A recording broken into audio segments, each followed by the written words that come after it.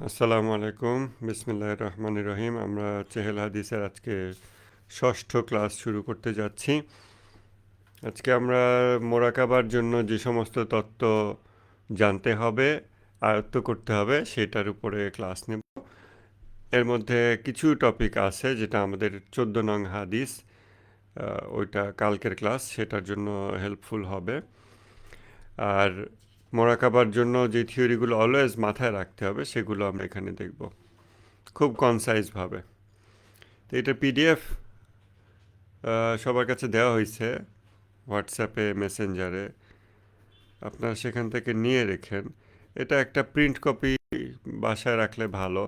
আমরা চেহেল হাদিসের অনেকগুলো হাদিস গো থ্রু করে যে সমস্ত বেসিক থিওরি কালেক্ট করেছি সেইগুলোর নিয়ে সাজায় এই জিনিসটা তৈরি করা হয়েছে।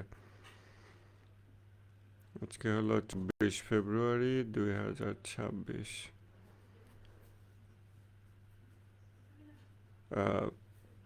ফেসবুকের অডিও কি ঠিক আছে? কেউ একজন চেক করে জানান তো, ফেসবুক লাইভটা ঠিক আছে কিনা।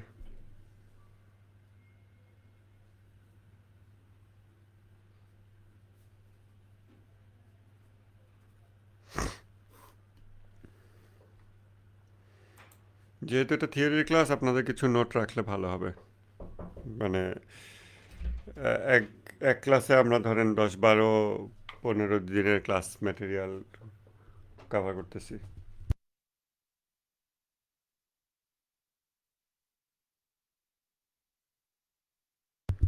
ওকে,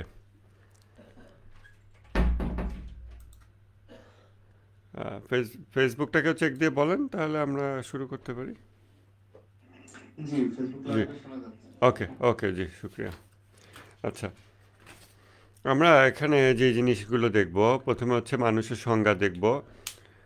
দেহ, আত্মা, মানে সরল বাংলায় এই জিনিসগুলো লিখছি। এই নোটটা মেইনলি ঢাকা ইউনিভার্সিটিতে একটা প্রোগ্রাম করেছিলাম, 2 দিনের প্রোগ্রাম মোরাকাবার উপরে। তো একেবারে যারা আনইনিশিয়েটেড তাদের জন্য এই নোটগুলো দেওয়া হয়েছিল। বাট আমার মনে হয় যে এটা আমাদের যে কারোর জন্যই, যারা দীর্ঘদিন ক্লাস করতেছি আমরা, আমাদের জন্য এটা হেল্পফুল হবে। তো মানুষের সংজ্ঞা: দেহ, আত্মা, বৈশিষ্ট্য, প্রবণতা এবং শক্তি, এই কয়েকটা বিষয় নিয়ে আমরা এখানে দেখতেছি। স্ক্রিন শেয়ারে আপনারা দেখতে পাচ্ছেন, যারা ফেসবুকে আছেন তারা দেখতে পাচ্ছেন না স্ক্রিন শেয়ার, গুগল মিটে দেখা যাচ্ছে। তো আত্মা কথাটা আমরা লিখছি, এভাবে লিখছি কেন? এখানে ল্যাঙ্গুয়েজে একটা ব্যাপার আছে। আমরা যাদের সাথে কথা বলবো, চেহারা দিসের একটা উদ্দেশ্য হচ্ছে যে স্পিরিচুয়ালিটিকে জনপরিসরে নিয়ে আসা, আধ্যাত্মিক বিষয়গুলোকে।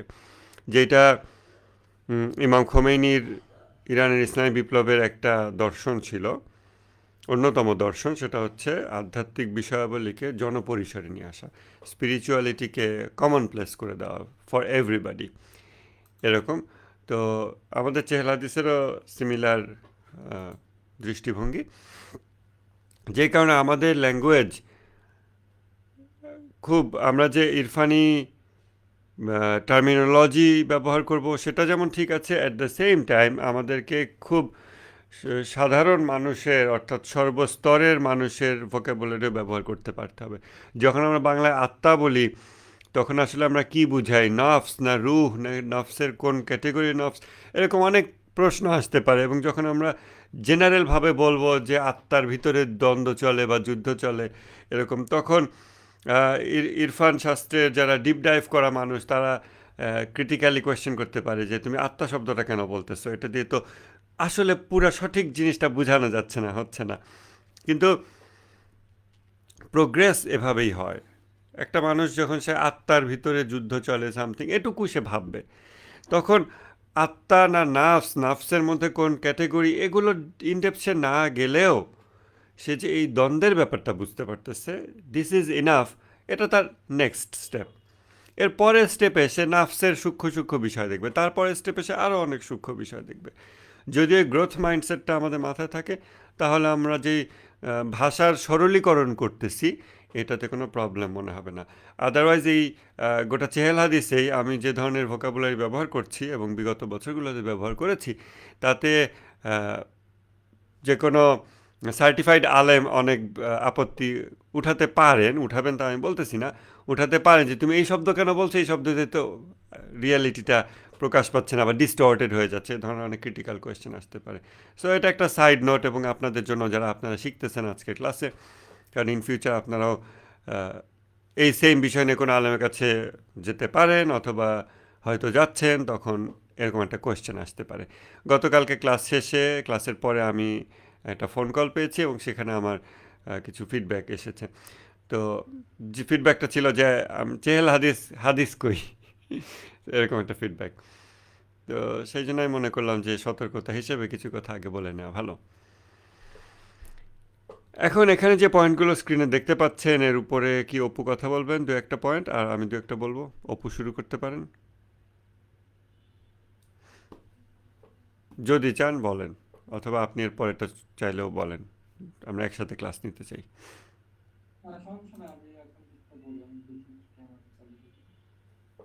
ওকে, তাহলে আপনি শুরু করতে পারেন। মানুষ দ্বান্দ্বিক সত্তা প্রথম পয়েন্ট, দ্বিতীয় পয়েন্ট আমি বলি, তৃতীয়টা আপনি বলেন, এভাবে হতে পারে।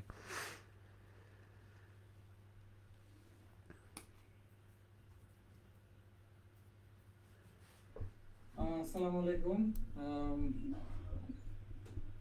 আই থিঙ্ক আমার একটু ব্রিফ ইন্ট্রোডাকশন দেওয়া উচিত। সেটা হচ্ছে যে আমার পুরো নাম হচ্ছে সৈয়দ শরীফুল আলম অপু। আহ, আমি দরবারে একটা সাধারণ মানুষ। তো দরবারে এখন পর্যন্ত আমি যতগুলি ক্লাস করেছি বা যেসব ব্যাপারে আমার জ্ঞান অর্জন হয়েছে, তার মধ্যে আমাকে যদি বলা হয় যে সবচেয়ে সিগনিফিকেন্ট থিওরি বা তত্ত্ব কোনটা ছিল, আমি বলবো হচ্ছে সেটা এই তান্ত্রিক সত্তার তত্ত্বটা। আম, এটা এটা মেবি আমি যতদিন দরবারে ছিলাম, আম, এইটা শোনার পর থেকে আমার মনে হচ্ছে যে আমার মানে লাইফ নিয়ে পার্সপেক্টিভ চেঞ্জ হয়ে গেছে। এটা সবচেয়ে অ্যাপ্লিকেবল যে জায়গাটা, সেটা আমার ক্ষেত্রে যেটা হয়েছে সেটা যে যখন আমি কোনো মানুষের সাথে কথাবার্তা বলি, তখন উম, এই জিনিসটা আমি অনেক বেশি মনে রাখার চেষ্টা করি। যেমন হয় যে আমরা যখন তর্ক বিতর্ক করি মানুষের সাথে, তখন দেখা যায় যে আমরা অপর সাইডের যে মানুষ, অ্যাকচুয়ালি তার ভিতরে কি হচ্ছে না হচ্ছে সেই জিনিসটা আমরা কিন্তু ফোকাসে রাখি না। মোস্ট অফ দ্য টাইম আমাদের ইন্টেনশন থাকে কি, যে আমি জাস্ট কোন রকম ভাবে মেসেজটা তার কাছে পৌঁছে দিলেই পারি। যেমন আমরা যদি ধর্মীয় তাত্ত্বিক আলাপ আলোচনা করি, তাহলে সিরাজসুন্নি নিয়ে অনেক আলোচনা হয় আমাদের মধ্যে, বা যারা যে মাযহাবের অনুসারী থাকে তারা, তাদের মধ্যে এরকম একটা মাইন্ডসেট থাকে যে অপর যে মাযহাবের লোক আছে তাকে আমি আমার মেসেজটা কনভে করব, তার সাথে আমার ডিবেট হবে, ইন্টালেকচুয়াল ডিসকাশন হবে। মানে এই ধরনের চিন্তা ভাবনা থেকে আমরা এই ডিসকাশন গুলিতে এগিয়ে করি। কিন্তু আগে যখন আমি হইতাম, তখন দেখা যাচ্ছে যে আমার ধারণা হচ্ছে আমি জাস্ট সত্যটা দিব, মানে আমার কাছে যেটা সত্য মনে হচ্ছে, অপর ব্যক্তি ভিতরে মেসেজটা কিভাবে যাবে না যাবে, বাট মেসেজটা কনভেড হওয়ার পর তার ভিতরের অবস্থা কি হবে, এই জিনিসটা আমি ফোকাসে রাখতাম না। বাট যখন এই দ্বান্দ্বিক সত্তার পার্সপেক্টিভটা আসে, যে একটা মানুষ যার ভিতর সব সময় ভালো এবং মন্দের দ্বন্দ্ব চলতেই থাকে, তো আমার অ্যাকশন তার মধ্যে খারাপ শক্তিকে বিজয় করে দিচ্ছে না তার মধ্যে ভালো শক্তিকে বিজয় করে দিচ্ছে, এই জিনিসটা ফোকাসে আমরা রাখতে পারি কিনা, সেটা হচ্ছে এখানে মূল আলোচনার বিষয়। তো এই তত্ত্ব আসার পর যখনই আমি মানুষের সাথে কথাবার্তা বলি বা যে কোনো ডিসকাশনে এঙ্গেজ হই, তো এই জিনিসটা আমার মাথার মধ্যে থাকে যে আমি যখন একটা মানুষের সাথে ইন্টারেক্ট করতেছি, আমার কারণে যাতে সে তার হৃদয়ের জগতে নেগেটিভিটির কাছে পরাজিত হয়ে না যায়, এই জিনিসটা আমি সবসময় মাথায় রাখি। তো এটা মাথায় রাখার পর থেকে দেখা গেছে যে আমি আরো ওয়েল ম্যাচিওর ভাবে, আরো প্রজ্ঞা সহকারে মানুষের সাথে ইন্টারাকশন করতে পারি। এটা তো গেল বাহ্যিক ব্যাপার। ভিতরে আমার ক্ষেত্রে যেটা হয়েছে সেটা যে এই মোরাকাবা এবং এই তান্ত্রিক সত্য, এই দুইটা কনসেপ্ট একে অপরের সাথে জড়িত। কারণ মোরাকাবা বলতে আপনি একদম বেসিক লেয়ারে যেটা বুঝতে পারেন সেটা হচ্ছে যে নিজের উপর মনোযোগ দেওয়া, যে অ্যাকচুয়ালি নিজের উপর মনোযোগ দেওয়া বলতে যে আমার আসলে হৃদয়ের অবস্থা কি, আমি যখন কথাবার্তা বলতেছি, হ্যাঁ, তারপরে জ্ঞান অর্জন করতেছি, মানে প্রত্যেকটা অ্যাকশন আমরা যে নিতেছি, এটার আসলে আমার হৃদয়ে কি তৈরি করতেছে। যেমন আমি বলতে পারি যে আম, ধরেন আমি একটা জ্ঞান অর্জন করলাম, আন্তঃমাঝাবীয় যে ব্যাপারগুলি আছে, তা আমি ওই ব্যাপারে একটা জ্ঞান অর্জন করলাম, যে জ্ঞানটা আমার মাঝহবের পক্ষে যায়, বা আমার অপোনেন্ট যে আছে তার জন্য বা তার অপোজিটে যায়। তখন এই যে আমি একটা জ্ঞান অর্জন করলাম, এটা অর্জন করার সময় বা অর্জন করার পর আমি কি অহংকারী হয়ে উঠতেছি? আমার মধ্যে কি সুপিরিয়র কমপ্লেক্সিটি তৈরি হচ্ছে? অপর ইন্ডিভিজুয়াল বা অপর গোষ্ঠীর প্রতি কি আমার মধ্যে মানে মানে একটা তাচ্ছিল্য ভাব চলে আসতেছে? দেখেন, আপনি যদি সঠিক জ্ঞান অর্জনও করেন, বাট সেটা যদি হৃদয়ে ভুল ইমোশন ট্রিগার করে, অহংকার ট্রিগার করে, হ্যাঁ, তাহলে দেখা যাবে ওই জ্ঞানটা অ্যাকচুয়ালি আপনার কামালতে কোনো কাজে লাগে না, সেটা কাজে লাগে হচ্ছে শয়তানের। কারণ ওই জ্ঞান দেখা যাবে শয়তান ব্যবহার করতেছে, আপনার কামালতকে আটকাই দিচ্ছে। এই জন্য ইমাম খুমেনির এরকম একটা কথা আছে, মানে হুবহু কথাটা কোট করতেছি না, মানে কথার ভাবটা এরকম যে হৃদয় যদি পরিশুদ্ধ না হয়, সেই হৃদয়ে যদি কোরআনও প্রবেশ করে, তাহলে সেটা শয়তানের কাজে লাগে। তো দাম্ভিক সত্তা এবং মোরাকাবা, এই দুইটা জিনিসকে যদি আমরা চর্চার মাধ্যমে আয়ত্ত করতে পারি, তাহলে আশা করা যায় যে আমাদের নিজেদের কামালত যেমন অর্জন হবে। কামালত বলতে আমি বোঝাচ্ছি যে মানে স্রষ্টার সান্নিধ্য অর্জন। সান্নিধ্য অবশ্যই বিভিন্ন লেয়ার আছে। আমরা যদি সঠিক পথে চলে, আস্তে আস্তে হচ্ছে আমাদের আল্লাহর সাথে ক্লোজনেস বৃদ্ধি পায়। আমি কি একটু কামালত বিষয়টাতে ইন্ট্রোডাকশন দিয়ে দিব তাহলে, যেহেতু আপনি কামালতের প্রসঙ্গটা আনছেন। পজ করলাম, যেটা হচ্ছে সেকেন্ড পয়েন্ট যেটা দেখেন সেটা হচ্ছে অপু যে জিনিসটা বলছে এটা খুব সুন্দর ইমপ্লিমেন্টেশন লেয়ারে আমরা যে দান্দিক সত্তা বিষয়টাকে মাথায় রাখতেছি কিনা। তো একটা জিনিস হলো থিওরি জাস্ট এখানে ক্লাসে শোনা এবং অথবা কিতাবে পড়া, এরপরে আমার ডেইলি লাইফে সব আগের মতো হয়ে যাওয়া। আর একটা হচ্ছে আমার ডে টু ডে ইন্টারাকশানে এবং থ্রু ডিভাইসেস আমাদের প্রচুর ইন্টারাকশান এর সুযোগ হয়, ডেইলি ইন্টারাকশান মেসেজে এবং কমেন্টে এবং পোস্টে। সেই ইন্টারাকশানগুলোতে আমরা এই সতর্কতাটা মাথায় রাখতেছি কিনা যে আমার এটার ফলে একটা মানুষের যুদ্ধের ময়দানে চিত্র বদলে যাচ্ছে।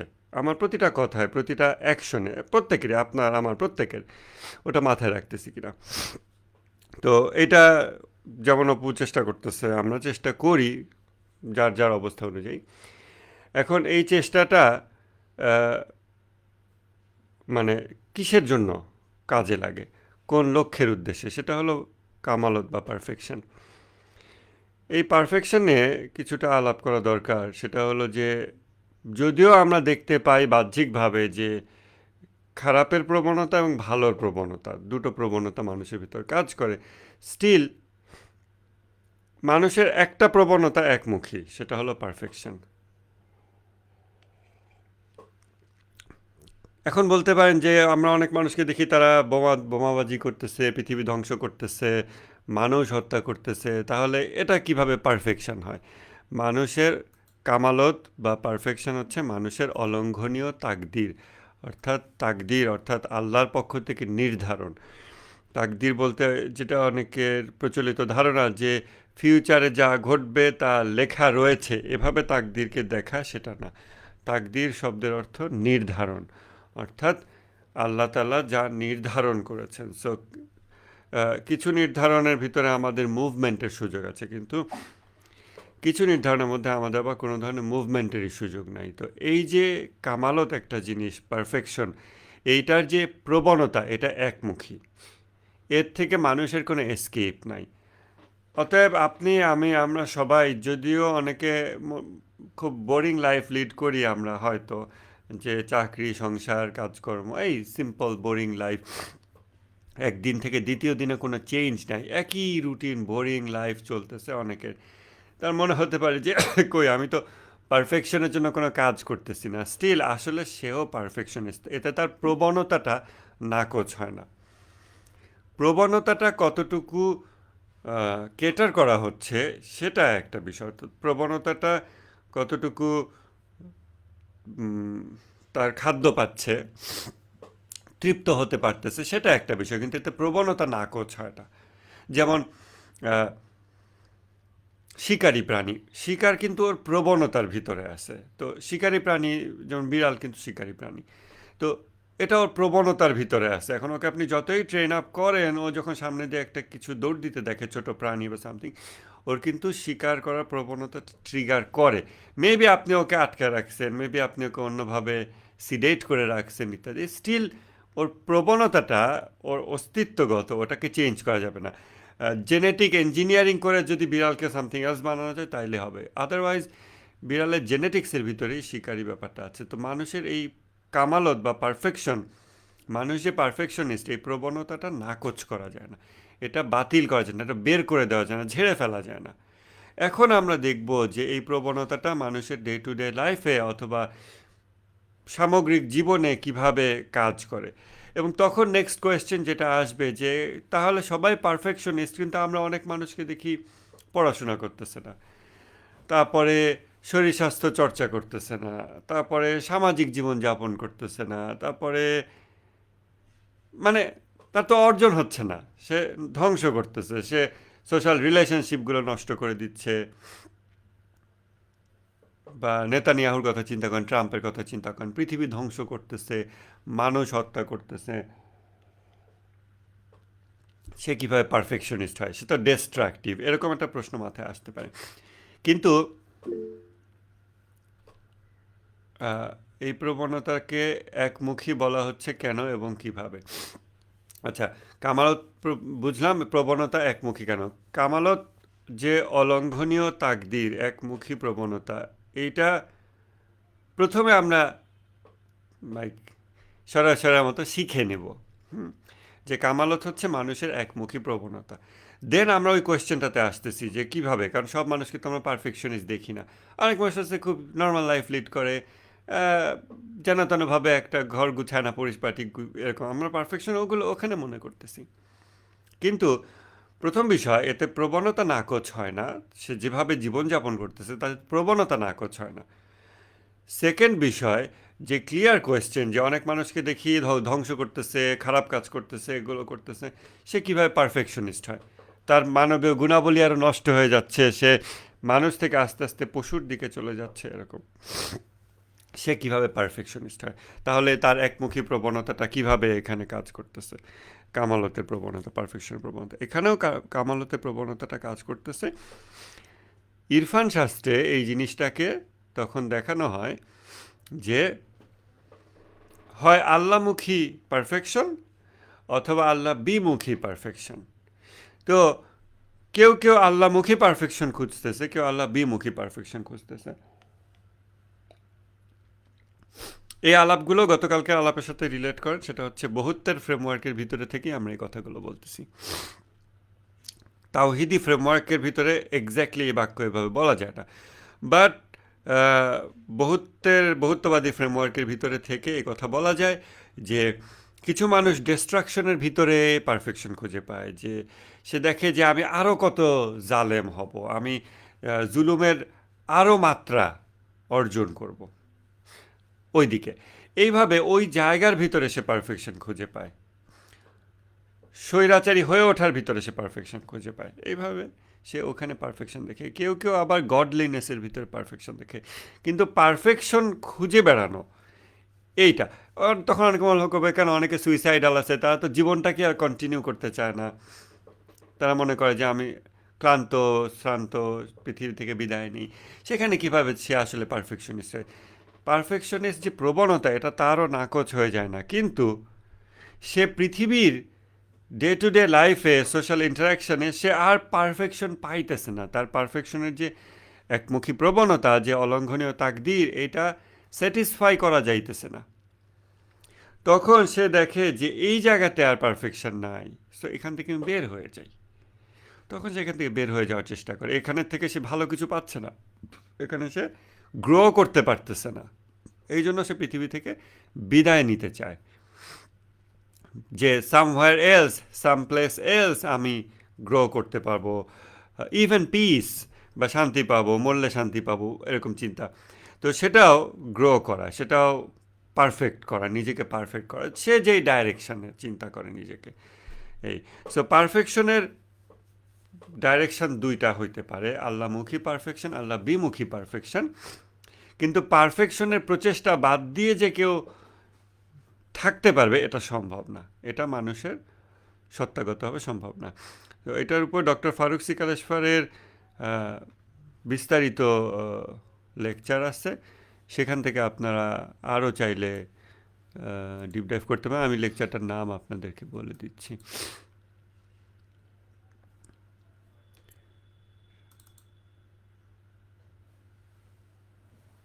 এইটা সম্ভবত প্র্যাকটিক্যাল গাইডলাইন্স টু মোরাকাবা এলিমিনেটিং দ্য দুনিয়া উইদিন, এই নামের লেকচার সিরিজ আছে, ইয়েস, ওইটার ভিতরেই সম্ভবত এটা পাবেন। 3টা লেকচার আছে, এর ভিতরে এটা নিয়ে সুন্দর করে বোঝানো হয়েছে। তো এটা আমাদের স্ক্রিনশটে যে জিনিসটা দেখতেছেন সেই একটা ইম্পর্টেন্ট জিনিস, সেটা হচ্ছে যে মানুষ পারফেকশনিস্ট অ্যানিমাল। মানুষ যেভাবে দান্দিক সত্তা, মানুষ একটা যুদ্ধের ময়দান, মানুষের ভিতরে সবসময় ভালো মন্দের যুদ্ধ চলতে থাকে, এই জিনিসটা যেরকম একটা সূত্র হিসেবে আমাদের মাথায় রাখতে হবে। অ্যাট দ্য সেম টাইম মানুষ পারফেকশনিস্ট প্রাণী, এটা তার অপরিবর্তনীয় বৈশিষ্ট্য, এটা তার ফিতরাতের অংশ। মানুষের ফিতরাতে সম্পর্কে সামনে আমরা একটু আলাপ করবো ইনশাল্লাহ। এই তো তারপর মানব অস্তিত্বের দুটো রূপ, জাহেরি এবং বাতেনি, এই জিনিসটা খুব ক্লিয়ার। বস্তুগত শরীর এবং অবস্তুগত অদৃশ্য নাফস আমরা বলতে পারি, আত্মা বলতে পারি, যেটাই বলি। এবং নাফস এবং বস্তুদেহের পারস্পরিক সম্পর্ক আছে, একটা অপরকে প্রভাবিত করে। মানুষের 3টা বাতিনি শক্তি, এই বাতিনি শক্তিগুলো নিয়ে প্রিভিয়াস ক্লাসে মোটামুটি আলোচনা করা হয়েছে যে ওয়াহম বা চিন্তা শক্তি অন্য শক্তিগুলোকে কন্ট্রোল করে, অন্য শক্তিগুলো কিভাবে আমার অস্তিত্বের ভিতরে প্লে আউট করবে সেটা কন্ট্রোল করে, এবং সেই গাদাব এবং শাহওয়াতকে আমরা মালাইকা হিসেবে জেনেছি। এরপরে নিয়ত, নিয়ত ও সংকল্প। অপু কোন পয়েন্টে আলাপ করতে চান আমাকে জানান, আমি কন্টিনিউ করতে থাকি। আপনি পিডিএফটা দেখে কোনটাতে আলাপ করুন আমাকে জানান। একটা মিনিট, আমি পিডিএফটা দিয়ে রাখি।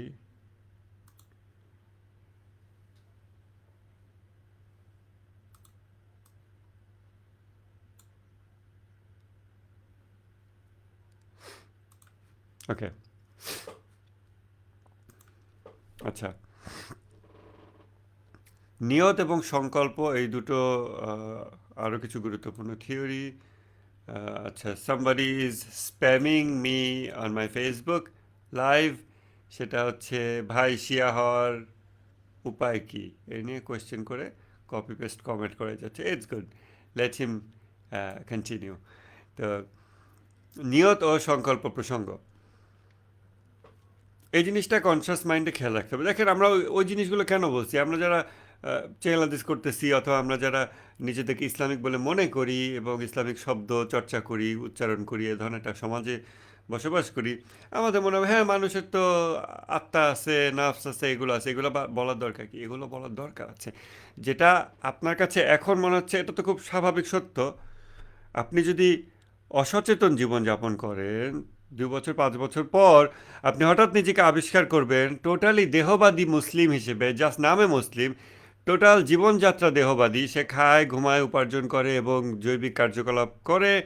সে ভুলেই গেছে যে তার একটা নাফস আছে, এই নাফসের মধ্যে যুদ্ধ চলতেছে, প্রতিদিন একটা মোমেন্টও বিশ্রাম নাই, এবং এখানে তাকে সেনাপতির দায়িত্ব পালন করতে হবে, কন্ট্রোল এস্টাবলিশ করতে হবে। সে ভুলেই গেছে, সে উঠা বসা করে, নামাজ রোজা করে, সবই করে, কিন্তু সে টোটালি দেহবাদী জৈবিক প্রাণীতে পরিণত হয়েছে। এটা পসিবল।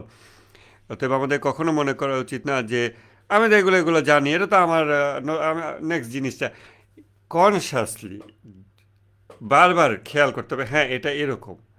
যে জিনিসটা উই টেক ফর গ্র্যান্টেড, সেই জিনিসগুলোকে কনসাসলি বলতে হবে যে এটা এরকম। তখন আমাদের এগুলো মানে থেকে হঠাৎ 5-6 বছর পর যে হঠাৎ আবিষ্কার করবো আমি তো এগুলো ভুলে গেছি, এই ব্যাপারটা হবে না।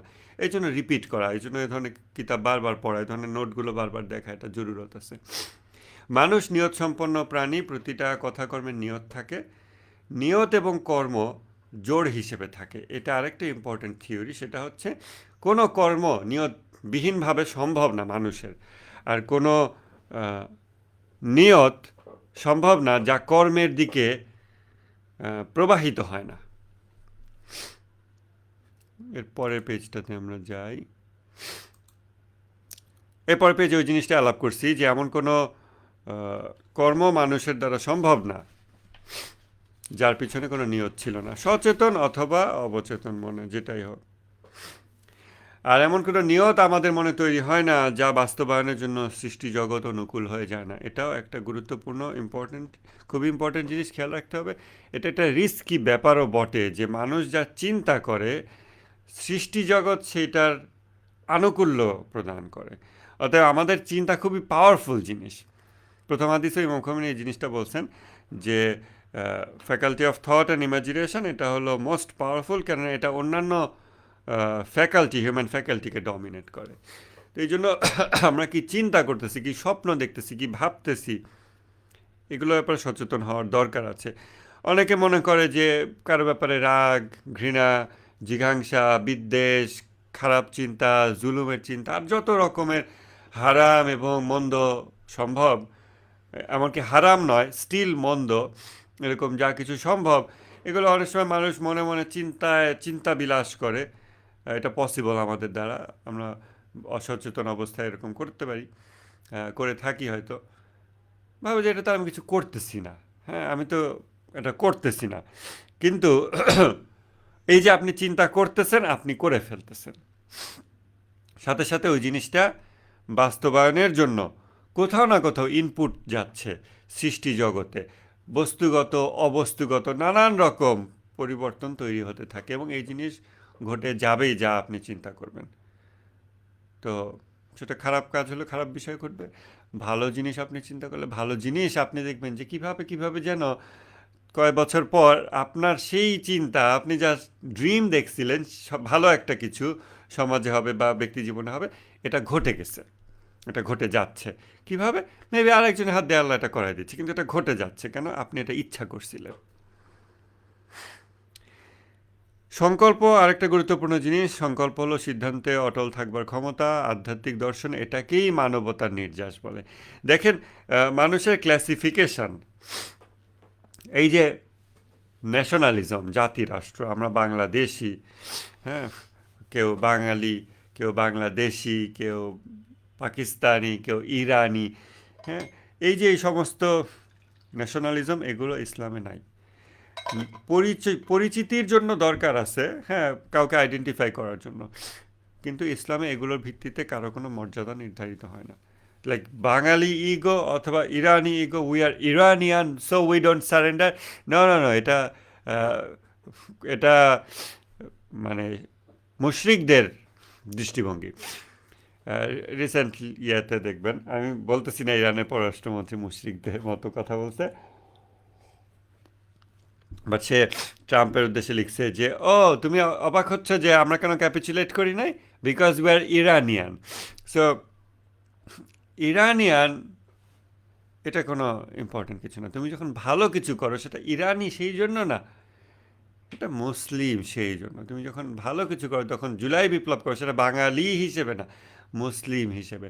তো এই যে আমরা অন্য সব কিছু বাদ দিয়ে মানুষকে একটা মানদণ্ডে দেখার চেষ্টা করি, সেটা হলো তাকওয়া। এবং আধ্যাত্মিক ব্যক্তিরা মানুষকে যেই মানদণ্ডে মাপেন সেটা হচ্ছে তার সংকল্প ক্ষমতা, এবং এটাই মানবতার নির্যাস। অতএব তারা মেপে দেখেন যে একটা মানুষ সে একটা কমিটমেন্টে কতটা স্টিল থাকতে পারে, কতটা ইস্তেকামাত থাকতে পারে, অটল থাকতে পারে। যতটা সে ততটুকু মানুষ। এই যে আমাদের সমাজে মানুষকে ক্লাসিফাই করা আর অনেক মানদণ্ড তৈরি হয়ে গেছে, এবং আমরাও অবচেতনভাবে ব্যবহার করে ফেলি, উচ্চবিত্ত, নিম্নবিত্ত, মধ্যবিত্ত। এই যে বৃত্তের মানদণ্ডে সমাজকে দেখা, উচ্চবিত্তের জন্য এটা, নিম্নবিত্তের জন্য এটা, এভাবে বিত্তের মানদণ্ডে সমাজকে দেখা একটা বস্তুবাদী পার্সপেক্টিভ। এটা কেবল তখনই অ্যালাউ করা যেতে পারে যখন তাকওয়ার মানদণ্ডে আপনি সমাজকে দেখেন, সংকল্প ক্ষমতার মানদণ্ডে সমাজকে দেখেন, যে আমাদের সমাজে 20 কোটি মানুষের ভিতরে 15 কোটি মানুষের সংকল্প ক্ষমতা এই স্তরে আছে। 20,000 টাকার লোভ দেখালে তাদের সংকল্প ক্ষমতা ভেঙে যায়। আর 2 কোটি লোক আছে যাদেরকে লাখ টাকার লোভ দেখালে সংকল্প ক্ষমতা ভেঙে যায়। কিন্তু 1 কোটি লোক আছে যাদেরকে দুনিয়ার কোনো কিছুর লোভ দেখালে তাদের সংকল্প ক্ষমতা ভেঙে ফেলা যায় না। তখন আপনি গোটা পৃথিবীর মানুষদের একরকম ম্যাপ দেখতে পাবেন। ওই মানদণ্ডে আপনি যদি দেখেন সংকল্প, যে আমি যেটা ডিসাইড করলাম আমি তার উপর অটুট থাকলাম, আমি দায়িত্বে অটল থাকলাম, এই সংকল্পের মানদণ্ডে যদি একটা ম্যাপ তৈরি করেন যে পারফেক্ট সংকল্পওয়ালা মানুষ পৃথিবীতে আছে 100%, কোথায় কোথায় 80% কোথায়, এরকম এরকম, তাহলে এই ম্যাপে, হিট ম্যাপ আপনারা তো জানেন, একটা এতে যে জায়গায় কোনো বিষয় কনসেন্ট্রেশন থাকে ওই জায়গাটার গাঢ় রঙের দেখা যায়। তাহলে এরকম কনসেন্ট্রেশন আমরা কোথায় কোথায় পাবো? সৌদি আরবে পাবো না, আমরা পাবো ইয়েমেনে অনেক বেশি পাবো, ফিলিস্তিনে অনেক বেশি পাবো, গাজাতে সবচেয়ে বেশি পাবো দৃঢ় সংকল্পওয়ালা মানুষ, লেবানন, সাউথ লেবাননে মনে হয় বেশি পাবো, তারপরে ইরানে বেশ কিছু কিছু জায়গায় পেতে পারি, এরকম এরকম। তারপর বাংলাদেশ, এই ভূখণ্ডে দেখবেন সংকল্পের মানদণ্ডে মানুষের অবস্থা কি। আপনি যখন ইমামে জামানের বাহিনী তৈরি চিন্তা করবেন, যে বিশ্বব্যাপী মাহদাভি হুকুমাত আপনি চিন্তা করবেন, তখন আপনি ওই দৃষ্টিকোণ থেকে দেখবেন যে আপনার সোলজার কোথায় কোথায় আছে। খামেনি কিভাবে দেখে বিশ্বব্যাপী যে সে মানুষকে অ্যাড্রেস করে কথা বলে, ওয়েস্টার্ন ইউথকে যে চিঠি দেয় 2015 সালে, আর সেই ইউথ যে 2023 সালে এসে বিশ্ববিদ্যালয়ের ক্যারিয়ার হুমকির মুখে ফেলে তারা ফিলিস্তিনের পক্ষে এনক্যাম্পমেন্ট করে, সেই তরুণরাই। তো এই জিনিসটা তিনি কিভাবে দেখেন, যে বাংলাদেশিদের উদ্দেশ্যে কেন চিঠি দেন নাই? আমি বলতেছি না যে তার মানে আমাদেরকে তিনি খারাপ চোখে দেখেন, বাট বাংলাদেশি বিশ্ববিদ্যালয়গুলো অপারেশন আল আকসা ফ্লাডের পর ইউনিভার্সিটিতে এনক্যাম্পমেন্ট করে নাই, ওয়েস্টার্ন ইউথরা করেছে। অথচ আমাদের বিশ্ববিদ্যালয়ের তরুণরা মুসলমান, তাদের ধর্মের ভিত্তিতে ফিলিস্তিনের সাথে সংযোগ আছে, গাজাবাসীর সাথে সংযোগ আছে। আমেরিকানদের সেটা নাই, তাদের ফিলিস্তিনের ওপর না ইকোনমিক ডিপেন্ডেন্স আছে, না ধর্মীয় কানেকশন আছে, না কোনো কিছু আছে। তারপরেও হার্ভার্ড বলেন, এটা নাম করা সব ইউনিভার্সিটির বেপর্দা ছেলে মেয়ে, তারা কীভাবে করে নিজেদের ক্যারিয়ারকে পর্যন্ত স্যাক্রিফাইস করে ওই জায়গায় দাঁড়াচ্ছে। এইটা সংকল্প ক্ষমতার মানদণ্ডে যখন দেখবেন, আপনি ওই জমিনের মানুষদেরকে বা ওই বয়সের মানুষদেরকে একভাবে দেখবেন, এবং আমাদের দেশের ইউথকে হয়তো আরেকভাবে দেখবেন। যেখানে আমাদের দেশের ইউথ, স্পেশালি সরকারি বিশ্ববিদ্যালয়ের ছাত্র যারা, তারা বিশ্ববিদ্যালয়ে ভর্তি হয়েই বিসিএস পড়া শুরু করে এই উদ্দেশ্যে যে আমি নখদন্তহীন একটা চাকুরিজীবী দাস হয়ে থাকবো সরকারের, আমার পেটে দুটো ভাত পড়বে আর আমি জি হুজুর করব, আর সুযোগ পেলে একটু হারাম খাবো। হারাম খাওয়ার চিন্তা না করলেও অনেকে চিন্তা করে যে আমি অন্তত নিজের খেয়ে পরে বাঁচবো, অন্যের ইয়েতে আমার বিপ্লবে, জিহাদে, এগুলোতে ইয়ে করে দরকার কি? ফেসবুকে পোস্ট দিলে আবার সরকারি চাকরিজীবীদের অসুবিধা হয়, এই জন্য তারা পোস্ট দেয় না। আমার বন্ধু আছে এরকম, সে আমাকে ফোন দিয়ে অনেক রাজনীতির উত্তেজিত কথা বলে এবং বলে আমি তো এগুলো লিখতে পারি না, এই জন্য আমাকে বলে, আমি কানে দিয়ে হ্যাঁ হ্যাঁ ঠিক আছে ঠিক আছে 1-1.5 ঘন্টা এখন শুনি। এখন তার ভিতরে তো এগুলো একটা আবেগ জাগছে, এখন কই রিলিজ করবে কই, তো ফোন দেয়, আমরা এগুলো শুনি। তো এই যে দেখেন আমাদের ইউথ এবং অন্যান্য জায়গার ইউথ আপনি তুলনা করেন, আপনি দেখবেন সংকল্প ক্ষমতার মানদণ্ডে বিশ্ববাসীর একটা ম্যাপ ইম্যাজিন করেন, তাকওয়ার মানদণ্ডে বিশ্ববাসীর ম্যাপ ইম্যাজিন করেন। এই ইউরোপিয়ানদের এঁকে দেওয়া যে ম্যাপ, গুগল ম্যাপে যেটা আমরা দেখি এভাবে দাগ আঁকছে, বর্ডার, দেশের নাম লিখছে, এই ম্যাপ না। আপনি তাকওয়ার মানদণ্ডে বিশ্ববাসীকে মাপেন এবং তাকান, একটু চোখ বন্ধ করে চিন্তা করেন এবং সংকল্প ক্ষমতার মানদণ্ডে চিন্তা করেন, তখন আপনি ভিন্ন চিত্র দেখতে পাবেন। এবং তখন আপনার সৈনিকদেরকে আপনি বিভিন্ন জায়গায় দেখতে পাবেন এবং আপনি তখন আরেকভাবে প্ল্যান করবেন যে আপনার সৈনিকদেরকে আপনি কীভাবে এগিয়ে নিয়ে যাবেন। যেভাবে ইসলাম ইরানের ৪৭ বছরের মাথায় বিশ্বব্যাপী কী চিত্র ইরান সৃষ্টি করছে, যে সারা পৃথিবীতে খামেনির ফলোয়ার, সারা পৃথিবীতে তার জন্য ভক্ত তৈরি হচ্ছে। এটা অন্যরকমভাবে আমাদের আমাদের থট ফ্রেমওয়ার্ক টোটালি ভেঙে ফেলতে হবে, পশ্চিমা থট ফ্রেমওয়ার্ক। এরপর ফিতরাতের বিষয়। ফিতরাত স্ক্রিন শেয়ারে দেখেন, সত্তাগত বৈশিষ্ট্য, ধার্মিক অধার্মিক ভেদে মানুষের সত্তাগত বৈশিষ্ট্য পরিবর্তন হয় না। ওই যে একটা বিড়ালকে আপনি যদি ভাত খাওয়ার ট্রেনিংও দেন, তাতে যে সে মাংস, সেই বাস্তবতা পরিবর্তন হয় না, এটা তার নেচার, এটা তার জাত। তো আল্লাহ তাআলা কোরআনে বলেছেন যে আল্লাহর ফিতরাতের উপরে মানুষকে সৃষ্টি করা হয়েছে, এবং এইটার চেহেল হাদিসেই আছে মনে হয় কোনো এক জায়গায়, যখন কোনো একজন ইমামকে জিজ্ঞাসা করা হলো যে আল্লাহর ফিতরাতের উপর সৃষ্টি করা হয়েছে, এটার মানে কি? তখন আমাদের ইমামগণে কেউ একজন তাকে প্রশ্ন করার পর তিনি বললেন যে এটা হচ্ছে তাওহিদ, মানুষকে তাওহিদের উপর সৃষ্টি করা হয়েছে। তো তাওহিদ মানুষের অপরিবর্তনীয় ফিতরাত, এই ফিতরাতকে পরিবর্তন করা যায়। তাহলে কাফেরদের কি অবস্থা হয়, মুশরিকদের কি অবস্থা হয়? তারা নিজেদের এই ফিতরাতকে আবৃত করে রাখে, ঢেকে রাখে। তো যত জুলুম আমরা নিজেদের উপর করি, তাতে আমাদের ফিতরাতের উপর একটা একটা করে পর্দা পড়ে, যার ফলে আমরা রিয়েলিটি দেখতে পাই না। এটা মাথায় রাখতে হবে। তাহলে দ্বন্দ্ব, এটা যেমন একটা বিষয়, আমাদের একমুখী প্রবণতা পারফেকশনের, এইটা একটা বিষয়, এবং আমাদের ভিতরে অস্তিত্বগতভাবে মানুষ তাওহীদের উপর সৃষ্টি হয়েছে। অতএব মানুষকে শিরক করতে হলে, কুফর করতে হলে কষ্ট করতে হয়, ওইটা তার জন্য ডিফিকাল্ট। তাওহীদি জীবন তার জন্য ডিফিকাল্ট না, কেন এটা তার সত্তার সাথে, এটা তার অস্তিত্বের সাথে সঙ্গতিশীল। তাহলে আমাদের যে শিরকি জীবন, আমাদের যে কুফরের নানান রূপ আমাদের জীবনযাত্রার মধ্যে আমরা আইডেন্টিফাই করি, তখন আমাদের চিন্তা করতে হবে যে মেবি আমি রিল্যাক্সে নাই, আমি শান্তিতে নাই, স্থিতিশীল নাই, কেননা আমি তো ফিতরাতের সাথে কন্ট্রাডিক্টরি অবস্থায় আছি। তাহলে ফিতরাতের সাথে কন্ট্রাডিক্টরি অবস্থায় থাকলে ফ্রিকশন হবে। সেই ফ্রিকশন আমার ভিতরকে ক্ষয় করতে থাকবে, দুর্বল করতে থাকবে, ক্লান্ত করতে থাকবে, আমাকে প্রাণবন্ত হইতে দিবে না।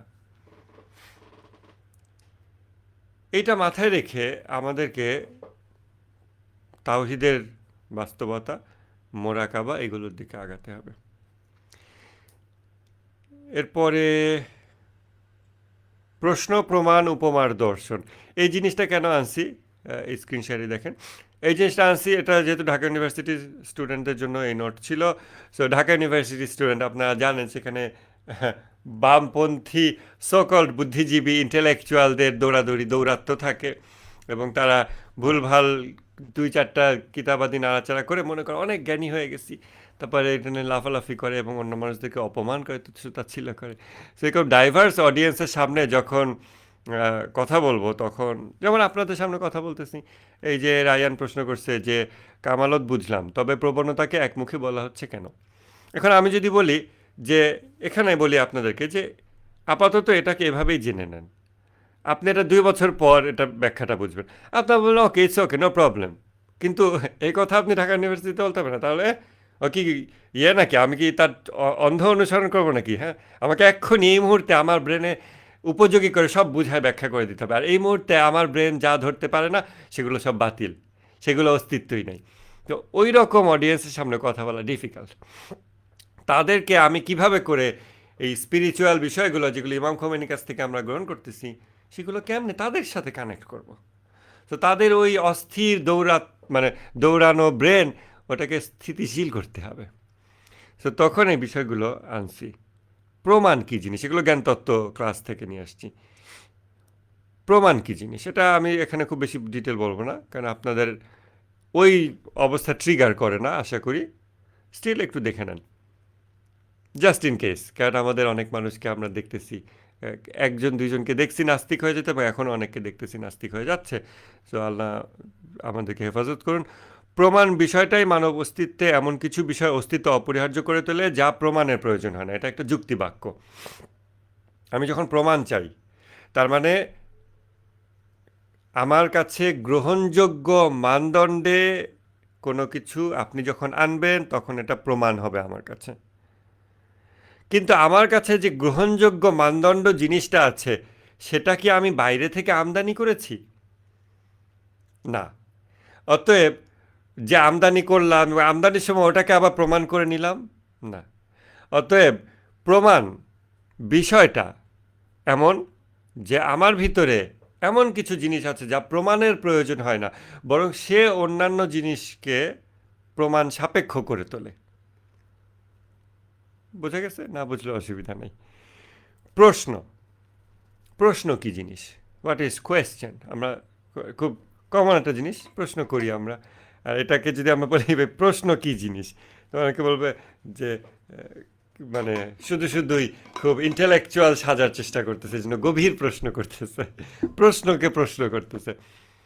বাট প্রশ্ন বিষয়টাই এমন যে প্রশ্ন বিষয়টাই মানুষের ভিতরে এমন কিছু জ্ঞানের অস্তিত্বকে অপরিহার্য করে তোলে যা প্রশ্নের মাধ্যম ছাড়া অর্জন করা যায়, অথবা যা অস্তিত্বের সাথে আগে থেকে থাকে।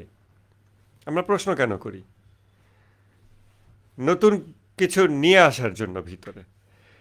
এবং সেইটা আমি কিভাবে অ্যাকসেপ্ট করি? উত্তর কখন আমার কাছে উত্তর হয় আর কখন অগ্রহণযোগ্য উত্তর হয়?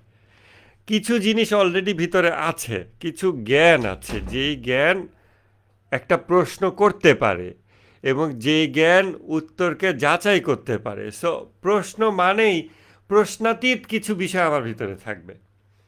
প্রমাণ চাওয়া মানেই প্রমাণের ঊর্ধ্ব কিছু বিষয় আমার ভিতরে থাকবে, যা প্রমাণ রিকোয়ার করে না, যা প্রশ্ন রিকোয়ার করে না। তা নাহলে আমার সূচনা হবে কিভাবে? আশা করি জিনিসটা বুঝতে পারছেন। দের উপমা, এটা বিগত ক্লাসে বলছি, উপমা কখনো মূল বাস্তবতার সাথে সরাসরি সংযুক্ত করে না। মূল বাস্তবতার সাথে যদি সংযুক্ত করা যেত, উপমা দেওয়া লাগতো না। উপমা দেওয়াই হয় বাস্তবতার কাছাকাছি একটা স্টেপ, একটা ধাপে নিয়ে আসার জন্য। আল্লাহ তাআলা তার নিজের সম্পর্কে বলতেছেন যে একটা বাতি, সেই বাতির তেলটাও যেন আলোতে পরিণত হওয়ার উপক্রম, যে বাতির নিচেও কোনো ছায়া নাই, এরকম কাচের পাত্রে এরকম। এগুলো উপমা। এই উপমার ভিতরে আর লজিক চলে না। এটা একটা ইম্পর্টেন্ট। অনেকে উপমার উপর পাল্টা লজিক দেয় এবং সেটা পথভ্রষ্টতার সূচনা। স্কেপটিসিজম সব কিছুকে কোয়েশ্চেন করে, সন্দেহ করে, এরকম একটা অবস্থান। নেক্সট পেজে যেতে হবে মেবি। ও সরি, আমি নেক্সট পেজে, আমি প্রিন্ট কপি দেখে বলতেছি তো। এনিওয়েজ, শুক্রিয়া। তো স্কেপটিসিজম এটা ততদূর গ্রহণযোগ্য যতক্ষণ তা ইলমে হুজুরিকে প্রশ্ন না করে। প্রেজেন্ট নলেজ, যা ওই যে প্রশ্নাতীত, প্রমাণের অতীত যে বিষয়গুলো আমাদের অস্তিত্বের ভিতরে থাকে, যা দ্বারা আমরা নেক্সট জ্ঞান অর্জন করি, প্রমাণ সাপেক্ষ ইত্যাদি ইত্যাদি। তো ইলমে হুজুরি, প্রেজেন্ট নলেজ, এইগুলোকে কোয়েশ্চেন যতক্ষণ না করতেছে, আমরা স্কেপটিসিজমকে অ্যালাউ করব ইসলামিক ডিসকোর্সে। কিন্তু কেউ যদি বলে আমি, do I exist, do you exist, maybe we are part of somebody else's dream, are we sure, এই টাইপের কথা। হ্যাঁ, সফিস্টদের আর্গুমেন্ট, যুক্তি খণ্ডনের একটা ক্লাস আমার ইউটিউব চ্যানেলে আছে। আমরা গাজীপুরে এটা নিয়ে ক্লাস নিয়েছিলাম, আপনারা ওইটা আবার দেখে নিতে পারেন, যারা আগে দেখেন নাই দেখে নিতে পারেন, লিঙ্ক আমি দেওয়ার চেষ্টা করব। তো ওই যে বিভিন্ন জনের বিভিন্ন মানদণ্ড, হ্যাঁ তোমার কাছে যা সঠিক সেটা সঠিক, আমার কাছে ভিন্ন কিছু সঠিক, এটাই সঠিক, তোমার সঠিক তোমার, আমার সঠিক আমার, এই যে বহুত মানদণ্ড, বহুত সঠিক, এরকম যারা তৈরি করে, তো এরা মানুষকে এমন একটা অবস্থায় নিয়ে যায় যে ইলমে হুজুরি ইভেন কোয়েশ্চেনের সম্মুখীন হয়ে যায়। ইলমে হুজুরিকে কোয়েশ্চেনকারী ব্যক্তি, তার সাথে ইন্টেলেকচুয়াল ডিসকোর্স সম্ভব না, তাকে আমরা ট্রুলি পাগল বলতে পারি। যদিও সে পিএইচডি হোল্ডার অথবা সামথিং এলস বা প্রফেসর হোয়াট এভার সে নিজেকে বলুক, কিন্তু ধর্মীয় বিতর্ক বা জানতে চাচ্ছে ইসলামের ব্যাপারে সন্দিহান, আধ্যাত্মিক শাস্ত্র এগুলোকে সে ভণ্ডামি মনে করে বা ফেক অথবা কল্পনা জগৎ মনে করে, এরকম ব্যক্তিদেরকে আমরা যখন এই বিষয়গুলো কনভে করার চেষ্টা করি বা করব, তখন সে স্কেপটিকভাবে কোয়েশ্চেন করবে, এটাই স্বাভাবিক। কিন্তু কতদূর আমি তার স্কেপটিসিজমকে কেটার করব? যতদূর পর্যন্ত সে ইলমে হুজুরিকে প্রশ্ন না করে। কিন্তু ইলমে হুজুরিকে প্রশ্ন করলে ওইগুলো আমরা আর এনগেজ করব না। তো মূর্খদের সাথে এনগেজ করতে যে নিষেধ করা হয়েছে, আমার মনে হয় এটা হলো মিনিমাম মাত্রা।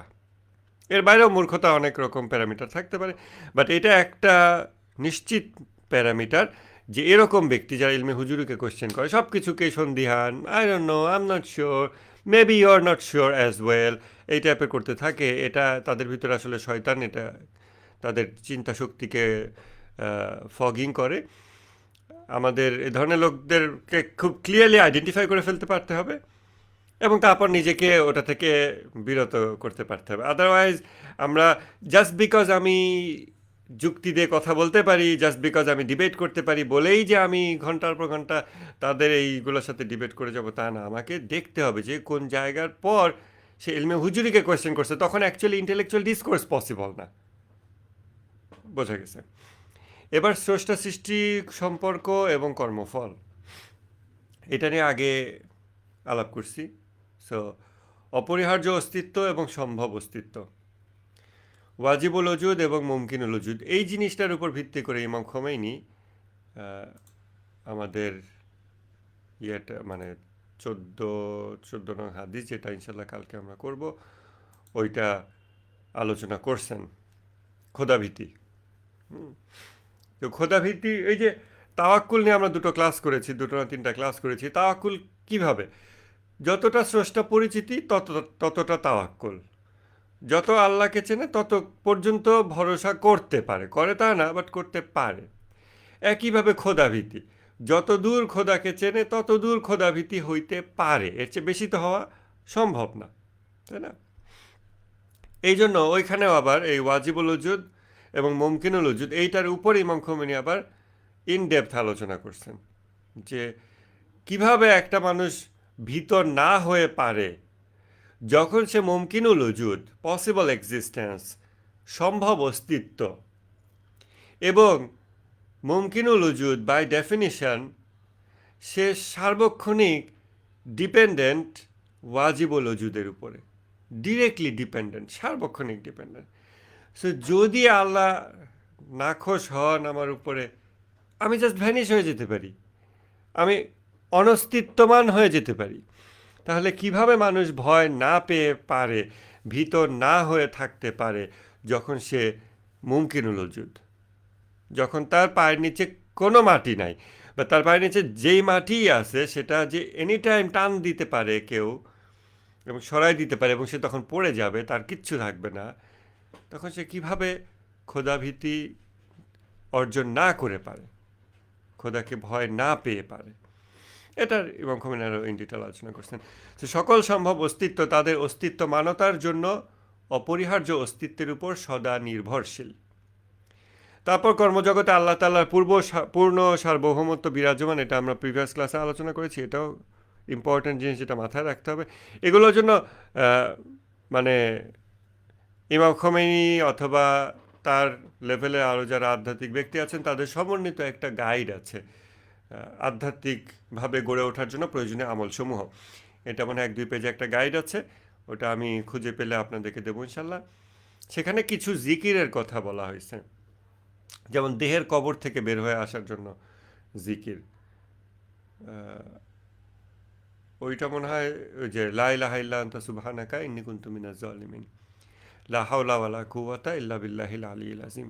এই জিকির দেহের কবর থেকে বের হয়ে আসার জন্য, এবং কর্মজগতে আল্লাহ তাআলা পূর্ণ সার্বভৌমত্ব, এই বিষয়টাকে কনশাস মাইন্ডে নিয়ে আসার জন্য এই জিকিরটা, যে লা হাওলা ওয়ালা কুওয়াতা ইল্লা বিল্লাহ। এই জিনিসটা যতবার আমরা বলবো, এটা জাস্ট আরবি বাক্য হিসেবে না, এটাকে স্মরণে রেখে যে আচ্ছা এর মানে হচ্ছে কর্মজগতে আল্লাহর পূর্ণ সার্বভৌমত্ব, তিনি কর্ম করেন, আমরা তার কর্মের অধীন, তিনি ইচ্ছা করেন, আমরা তার ইচ্ছার অধীন, তিনি অস্তিত্বমান, আমরা তার অস্তিত্বমানতার অধীন। এইরকমভাবে চিন্তাগুলোকে বারবার নিয়ে আসা নিজের ব্রেনের মধ্যে। তো অস্তিত্ব ও কর্মজগতে স্রষ্টা সৃষ্টি সম্পর্ক এটা নিয়ে আলাপ করছি, দ্বিমাত্রিকতা ত্রিমাত্রিকতা একটা তুলনা দিছি, সো এটা আর আলাপ করলাম না। মানব কর্মের দুটি রূপ, জাহেরি এবং বাতেনি। জাহেরি রূপগুলোকে কেন দ্বিমাত্রিক হিসেবে দেখাচ্ছি, উপমা হিসেবে, কেননা আমরা যখন কোনো কর্ম করি, ভালো বা মন্দ, সাথে সাথে ওইটার জাহেরি এবং বাতিনি দুটো রূপ সৃষ্টি হয়। বাতিনি রূপ জান্নাত এবং জাহান্নামে সৃষ্টি হতে থাকে এবং জাহেরি রূপ দুনিয়াতে সৃষ্টি হতে থাকে। সো আমি যখন একটা ভালো কাজ করি, কোনো মানুষের খেদমত করলাম, তার কষ্ট দূর করে দিলাম, তখন জান্নাতে এমন কিছু আল্লাহ তাআলা সৃষ্টি করেন অটোমেটিক, এই কর্মের ফল হিসেবে সৃষ্টি হচ্ছে, যেটা যেটা আমার কর্মের সাথে সংযুক্ত, ওটা আমার এনজয় করার জন্য। যেভাবে আমি যদি আপনার পড়ে গেছেন, আপনাকে আমি উঠালাম, আপনি আমাকে ধন্যবাদ দেবেন নর্মালি, তাহলে এই যে আমি ধন্যবাদটা ফিরতি পাচ্ছি আপনার কাছ থেকে, এটা তো আমার কর্মফল, আমি এটা পাচ্ছি, এই কর্মফলটা আমার দিকে আসতেছে, ধন্যবাদ কথাটা আমার দিকে আসতেছে। একইভাবে আমি যে ভালো কাজটা করতেছি, এটা যে বাতেনি রূপ সৃষ্টি হচ্ছে, তখনই সৃষ্টি হচ্ছে। জান্নাতে কিছু কিছু ঘর তৈরি হচ্ছে, কিছু জিনিস তৈরি হচ্ছে, কিছু ক্যাপাবিলিটি আমার জন্য বরাদ্দ হয়ে যাচ্ছে, কুন ফায়াকুন তৈরি অ্যালাউ করা হচ্ছে আমার জন্য, এরকম এরকম যখন হয়ে যাচ্ছে, এটাও আমারই কর্মফল, এটা এই কর্মেরই রূপ, শুধু ওটা বাতেনি রূপ।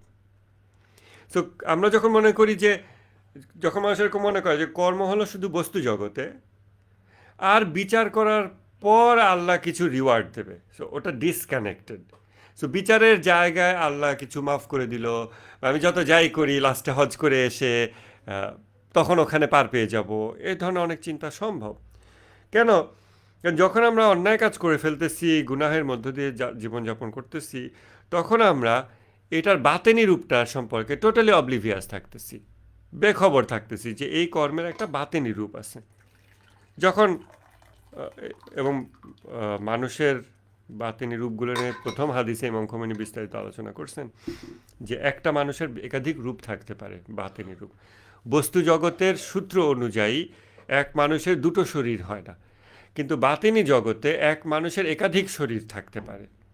সো যখন সে আর কি মানব রূপে থাকে না, আসফালাস সাফিলিন যখন হয়ে যায়, তো তখন হতে পারে একটা মানুষ একই সাথে কুকুরের মতো মাথা, আবার সাপের মতো মাথা, আবার আরেকটা প্রাণীর মতো, আবার চোখবিহীন আরেক রকম, নানান রকম মাল্টিপল রূপ হইতে পারে, এটা পসিবল। এটা হচ্ছে বাতিনি জগৎ। তো মানুষের দুটো রূপ এবং মানুষের কর্মেরও দুটো রূপ।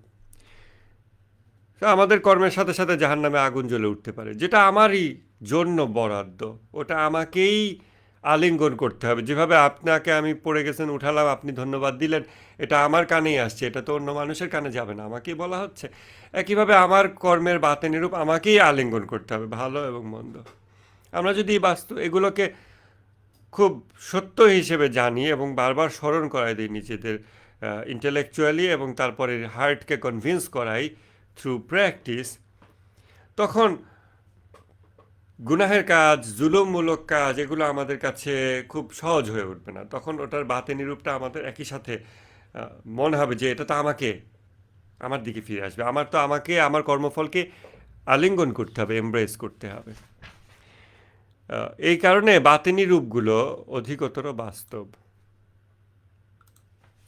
জ্ঞান আর ইমানের পার্থক্য, এটা আমরা আলোচনা করেছি। সো ইমান, ওই যে এটা ইমাম খোমেনি যে উদাহরণটা দিয়েছেন, সেটা হচ্ছে যে আমাদের জ্ঞান আছে যে মৃত মানুষ কারো ক্ষতি করতে পারে না, কিন্তু আমরা কি একটা লাশের পাশে নিশ্চিন্তে রাত কাটাতে পারবো, ঘুমাতে পারবো? যদি না পারি, তাহলে আমাদের হার্ট কনভিন্সড না ওই রিয়ালিটিতে, যে রিয়ালিটিতে আমাদের ব্রেইন কনভিন্সড। এটা হলো জ্ঞান এবং ইমানের পার্থক্য।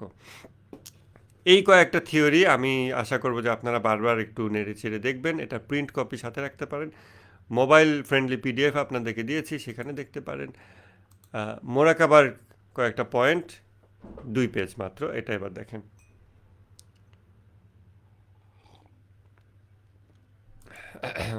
আমাদের কি ফেসবুকে আরও কোনো কমেন্ট ফ্লাডিং হচ্ছে? একটু ফেসবুকটা দেখে নেই। মুসলমানের ঘরে জন্ম নিলেই কি মুসলমান হয়? না, মুসলমান হতে হয়। একজন লিখছে আপনার আবার মুসলমানি করাতে হবে। এগুলো, ও একজন লিখছে শিয়া হওয়ার উপায় কি, একজন লিখছে আবার মুসলমানি করতে হবে আপনার। এনিওয়েজ, তো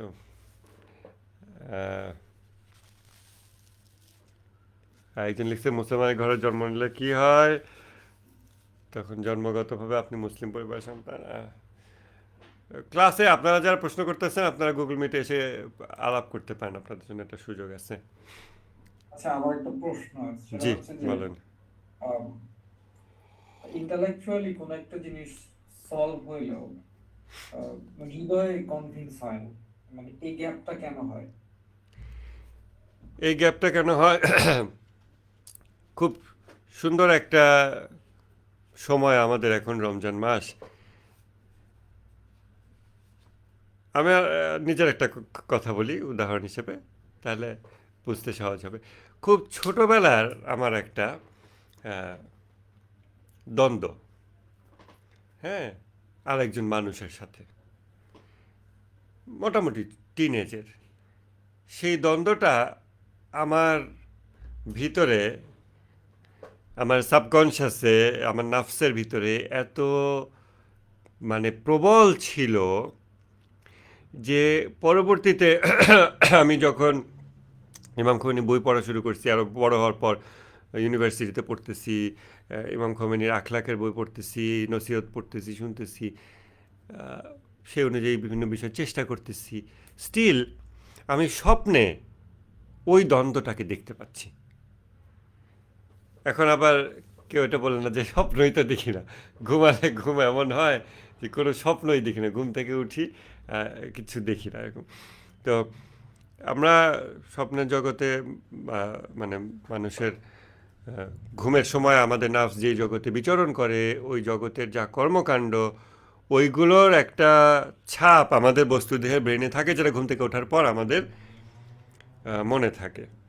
তো আমরা যদি রমজান মাসে খুব সুন্দর করে নামাজ, রোজা এবং লাইফ স্টাইল, ঘুম এগুলোকে মেনটেন করি, তাহলে আস্তে আস্তে স্বপ্নে আমার অবচেতনগুলো রিলিজ হইতে থাকবে এবং অনেক অনেক জিনিস যেগুলো অনেক দিন যত্ন নেওয়া হয় নাই, যেসব বিষয় ব্যক্তি জীবনের, এগুলো রিলিজ হইতে থাকবে।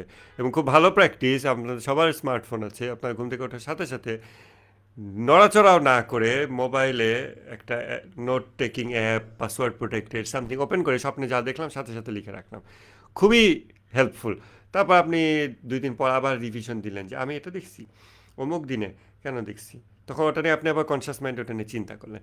তো ওই যে আমার সেই অনেক পুরনো যেই দ্বন্দ্ব, ওটাকে আমি স্বপ্নে যখন জ্বর হয় তখন আমার ওই দ্বন্দ্বটা আমার স্বপ্নের ভিতরে প্রবলভাবে কাজ করতে থাকে, বা যখন আমি দুর্বল অবস্থায় থাকি, এরকম নানান সময়।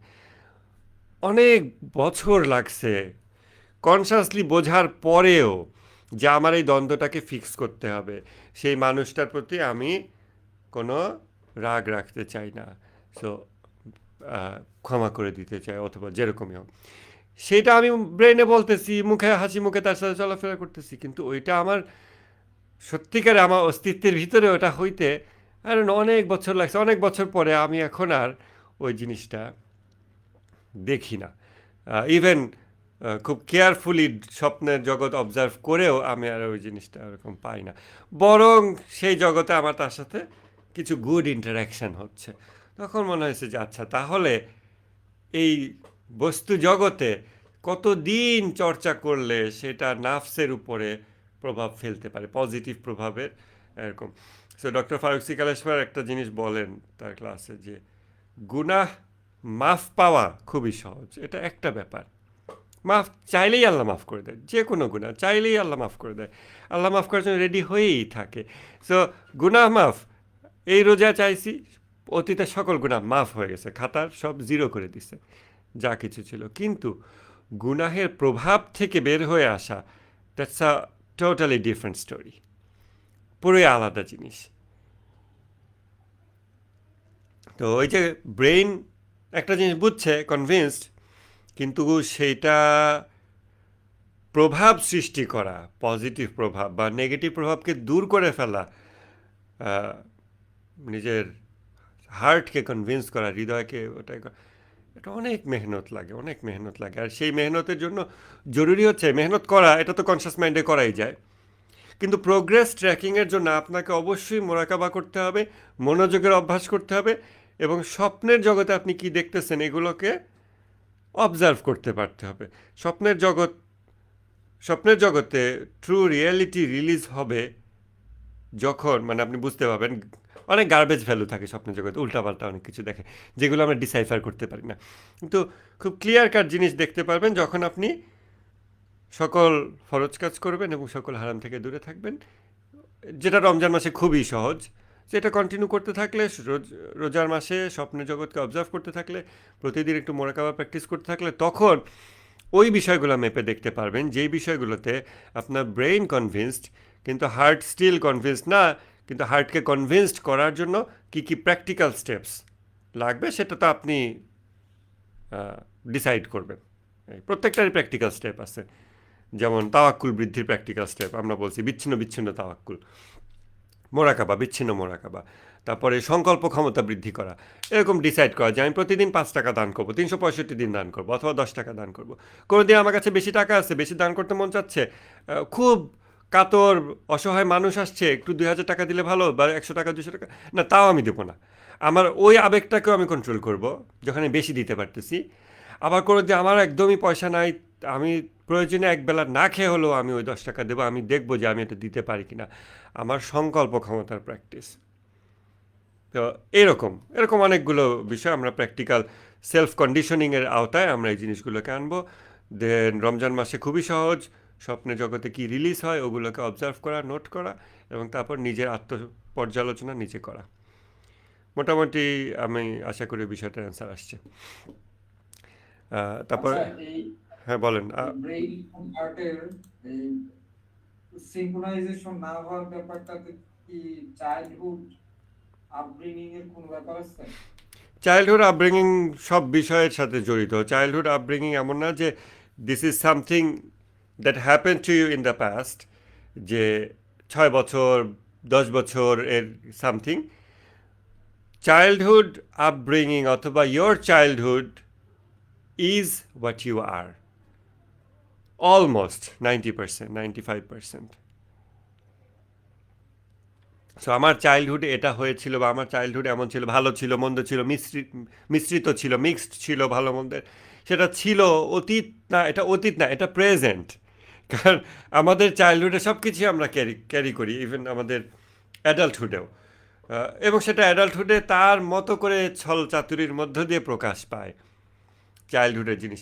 এটার জন্য নিজেকে অবজার্ভ করা খুবই জরুরি, এবং চাইল্ডহুডের জিনিসকে, চাইল্ডহুডের যেই মোল্ড আমরা পাই, যেই শেপ আমরা পাই চাইল্ডহুডের বেড়ে ওঠার পরিবেশ দ্বারা, এইটাকে ভেঙে চুরে পরিবর্তন করা খুবই কঠিন। একটা মানুষের হাড়গোড় ভেঙে গুঁড়া করে যদি নতুন শেপ দেওয়ার মতো ব্যাপার হইতো, এটা তার থেকেও বেশি কঠিন। বাট আমাদেরকে দায়িত্ব হিসেবে আমাদের শরীয়ত মোতাবেক এবং ইরফানি যে ডাইরেকশান, গডলি পারফেকশান, সেই দিকে আমাদের করণীয় হিসেবে আমাদের চেষ্টা চালায় যেতে হবে। ফলাফল আল্লাহর হাতে, কর্ম আমাদের হাতে। তো আমরা কয়েকটা কমেন্ট দেখি, মোরাকাবা বিষয়টা আজকে কমপ্লিট করবো ইনশাল্লাহ। তারপর যে কাছ থেকে তাদেরকে বাধা দেওয়া হয়েছিল তাই যখন তারা পূর্ণ উদ্ধত সহকারে করে যেতে লাগলো, তখন আমি বললাম তোমরা লাঞ্ছিত ও ঘৃণিত বানর হয়ে যাও। ইহুদিদের ঘটনা। তার অবস্থা হলো কুকুরের মতো, যদি তাকে তাড়া করে তবুও হাঁপায়, আর যদি ছেড়ে দাও তবুও হাঁপাবে। এ হলো সেসব লোকের উদাহরণ যারা মিথ্যা প্রতিপন্ন করেছে আল্লাহর নিদর্শনসমূহকে। আমি কমেন্টটার সাথে যেহেতু একটু পরে পড়ছি, রিলেট করতে পারতেছি না কোন প্রসঙ্গে কমেন্ট করেছেন। মাইক অন করে কথা বলতে পারেন। Mister X, what's your name by the way?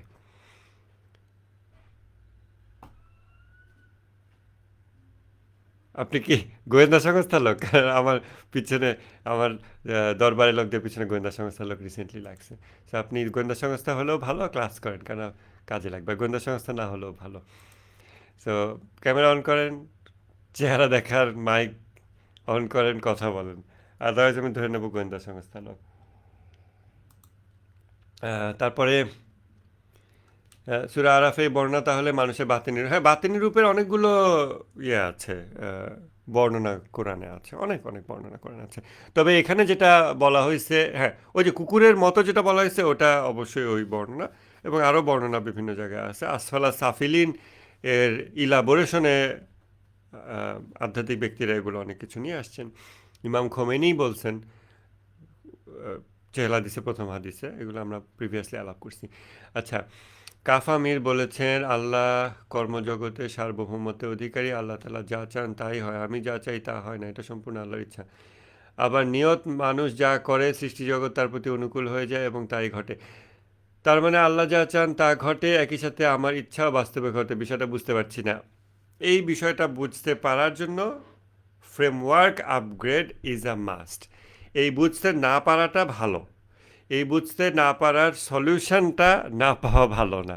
সলিউশনটা হচ্ছে আমাদেরকে বহুত্ববাদী চিন্তা কাঠামো থেকে তাওহিদি চিন্তা কাঠামোতে শিফট করতে হবে, করার পথ পদ্ধতি জানতে হবে। করতে হবে বললেই হয়ে যায় না, কারণ আমরা বহুত্ববাদী জগতে বসবাস করি, যেখানে আমরা ইচ্ছা করি বিভিন্ন বিষয়, চিন্তা করি, নিজ অস্তিত্বকে অবজার্ভ করি এবং আমি আছি বলে মনে করি।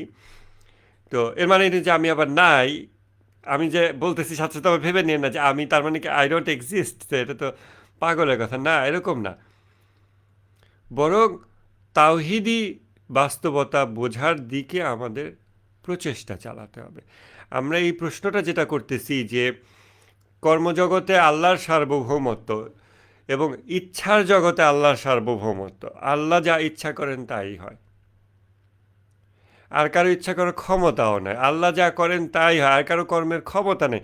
কেন আর কারো কর্মের ক্ষমতা আল্লাহর কর্মক্ষমতার প্যারালাল যদি হতে হয়, অথবা outside of his domain, if there be any domain, তখন আল্লাহকে লিমিট করে দেওয়া হয় এবং তখন সেটা স্রষ্টার ডেফিনিশনের বাইরে চলে যায়। অতএব আমাদেরকে আল্লাহর অস্তিত্ব সম্পর্কে তাত্ত্বিকভাবে, দার্শনিকভাবে ধারণা রাখতে হবে, ধারণাকে ফাইন টিউনিং করতে হবে। এবং এটা শুধুমাত্র ব্রেনের ইন্টেলেকচুয়াল ব্যাপার না, কারণ শুধুমাত্র ব্রেনের ইন্টেলেকচুয়াল ব্যাপার হলে আপনি এটাকে কাগজে লিখতে পারবেন, অনেক মোটা মোটা বই লিখতে পারবেন। এটা প্র্যাকটিক্যাল বিষয় তখনই হবে যখন আপনি তাহাজ্জুদ পড়বেন অথবা আপনার নিয়মিত নামাজে আপনি এই বিষয়টাকে অনুধাবনের চেষ্টা করবেন, এবং সেই চেষ্টা থেকে আপনি খেয়াল করবেন যে আপনার ভিতরে এটা কেমন প্রতিক্রিয়া সৃষ্টি করে। মানুষ সাধারণত এরকম বিষয়গুলোতে শরীরের উপর অনেক একটা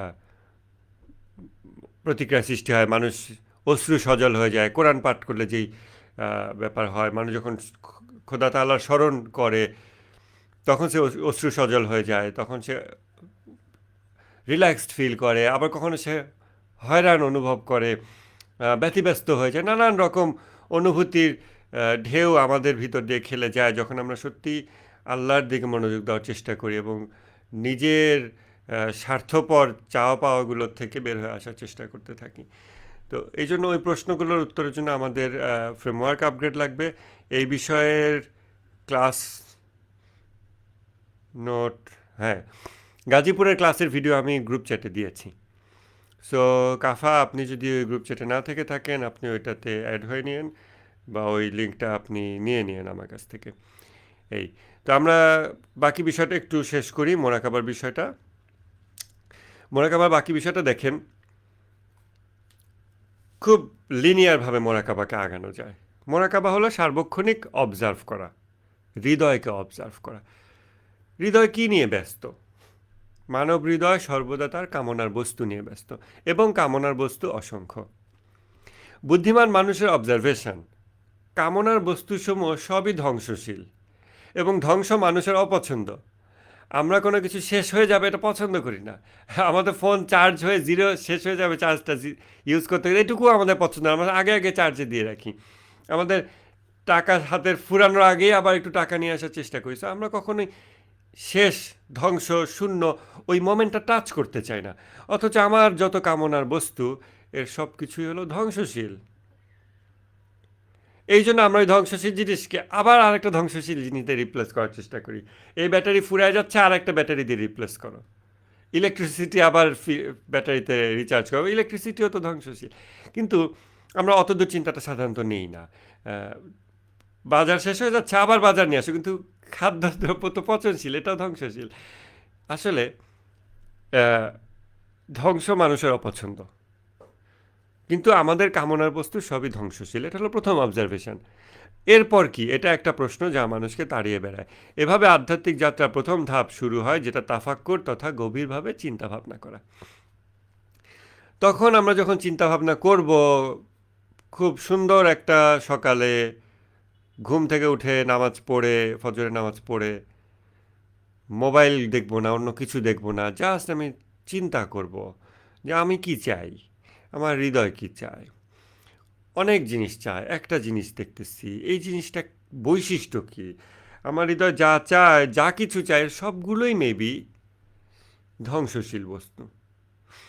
তখন আমি চিন্তা করে আরও দেখতে পাই যে আমি যা চাচ্ছি এটা একটা অস্তিত্ব জগতের বিষয়, এবং হয় তা ধ্বংসশীল অথবা স্থায়ী। এবং আমি দেখতেছি আমি ধ্বংসশীল জিনিসগুলোই চাই। দীর্ঘদিনের গাফিলতিতে মানব হৃদয়ে ধ্বংসশীলের প্রতি প্রেম সৃষ্টি হয়, এবং কেউ যদি গাফেল থাকে, কন্টিনিউ করে গাফিলতি, সে আরও ধ্বংসশীল জিনিসের প্রতি তার প্রেম সৃষ্টি হতে থাকে। আপনারা দেখবেন যে সালমান এফ রহমান যখন অ্যারেস্ট হয়, এরপর যখন তার বাসা বাড়িতে মানুষজন যায়, সেখানে গিয়ে দেখে যে অনেকগুলো গাড়ি, দামি দামি মডেলের গাড়ি। একটা বয়স্ক বৃদ্ধ মানুষ, কবরে যাওয়ার সময় হয়ে গেছে, সে এত গাড়ি দিয়ে কী করবে? একটা গাড়ি, প্রত্যেকটা গাড়ি বেস্ট, পারফেক্ট, কমফোর্টেবল, তার আরও কেন সে গাড়িও মানে কালেক্ট করতে চায়? কেন? মানে আমাদের কাছে মনে হতে পারে এটা একটা স্টুপিডিটি। হয়তো আমাদেরকে এত টাকা দিলে আমরা এটা করতাম না, মেবি। কিন্তু আমরা যদি মনোযোগ দিই, সাধারণত এটা আমাদের নফসের ছলনার একটা অংশ, যে আমরা আমাদের থেকে বেশি খারাপ যারা, তাদের খারাপিগুলো দেখে নিজেদেরকে ধরে নিয়ে আমরা ভালো। কিন্তু আমরা যদি মনোযোগ দিই, তখন দেখব যে আমার ডেইলি লাইফে, আমার লাইফ স্টাইলে, এবং and among all the things that I have accumulated, সেগুলোর দিক তাকালে দেখব যে আমিও এরকম স্টুপিডিটি করেছি। সালমান এফ রহমান যেটা করেছে, সে তার লেভেল অনুযায়ী করেছে, আমি আমার লেভেল অনুযায়ী করেছি। এইভাবে দীর্ঘদিনের গাফিলতিতে মানব হৃদয় ধ্বংসশীলের প্রতি প্রেম সৃষ্টি হয়। যদি সে সচেতন না থাকে, আরও বৃদ্ধি পেতে থাকে। নফসের দ্বন্দ্ব এখানে সুস্পষ্ট। একই সাথে মানুষ স্থায়িত্ব চায়, কিন্তু ধ্বংসশীলের প্রতি আকর্ষণ, এটা তো চোখেই দেখা যাচ্ছে। কিন্তু আমরা স্থায়িত্ব চাই, আমরা ধ্বংস হয়ে যেতে চাই না। আমি থাকবো না। মানুষ মৃত্যু অপছন্দ করে। তাহলে যদি ফিতরাত একমুখী হয়, তাওহীদ, তাহলে কেন ধ্বংসশীল অস্তিত্ব আমার কামনার বস্তুতে পরিণত হয়েছে? চিন্তাশীল সাধক বা অভিযাত্রিক সে দেখতে পায় সকল ধ্বংসশীল বিষয়ের প্রতি আকর্ষণের সূচনা তার নিজ দেহ থেকে।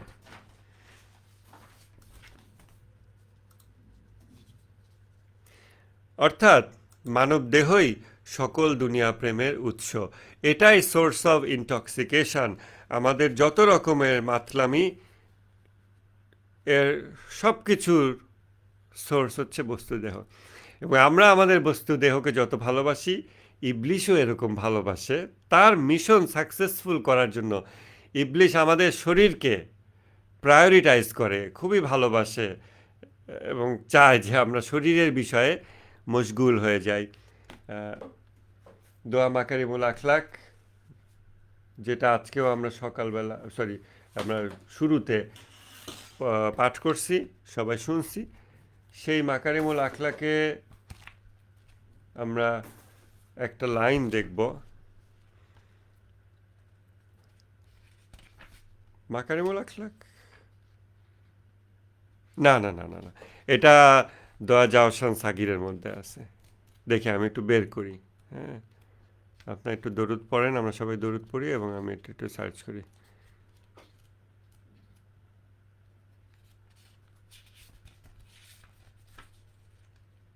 এই যে দোয়া জাওসান সাগিরে বলা হচ্ছে যে আল্লাহর কাছে, এটাকে ছোট বর্ম বলা হয় এই দোয়াটাকে। আল্লাহর কাছে বিভিন্ন বিষয় থেকে নিরাপত্তা চাওয়া হচ্ছে।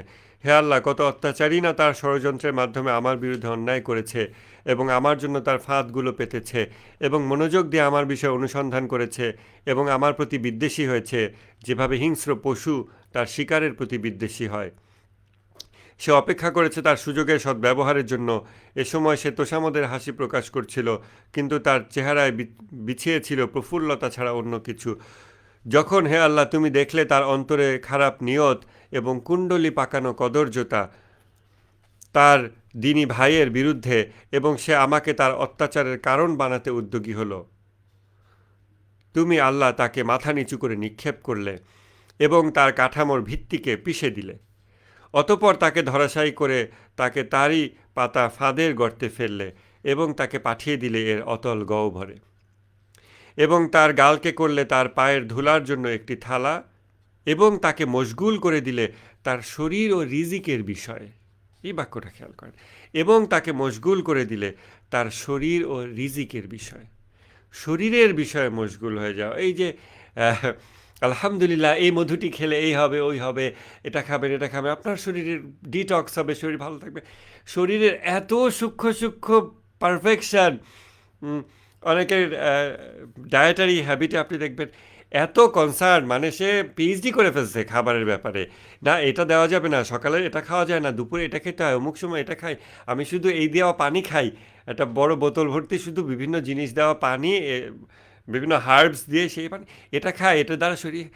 এত সূক্ষ্ম সূক্ষ্ম বিষয়, কত ব্রেইন যে ওটার পিছনে ব্যয় করছে। অথচ কাসেম সুলেমানির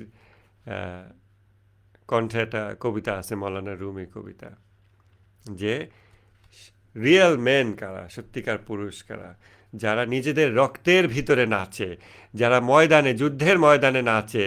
কেননা তারা হাততালি দেয় এবং তারা নাচে নিজেদের রক্তের ভিতরে। কেন? কারণ তারা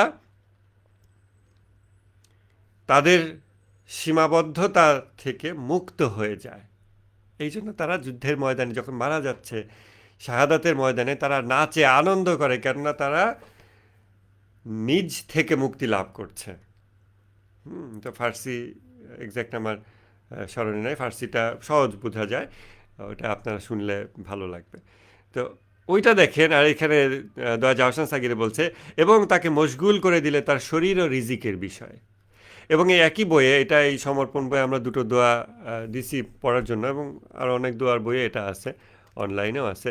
এই একই বইয়ে দেখবেন আমরা দোয়া মাকারিমুল আখলাক যেটা দিছি, সেখানে দেখেন রিজিক বিষয় বলা হয়েছে যে হে আল্লাহ আমাকে অভাব থেকে মুক্ত করো এবং আমার প্রতি তোমার রিজিক প্রশস্ত করো, এবং আমাকে পরীক্ষা করো না ধনীদের সম্পদে নজর দেওয়ার মাধ্যমে।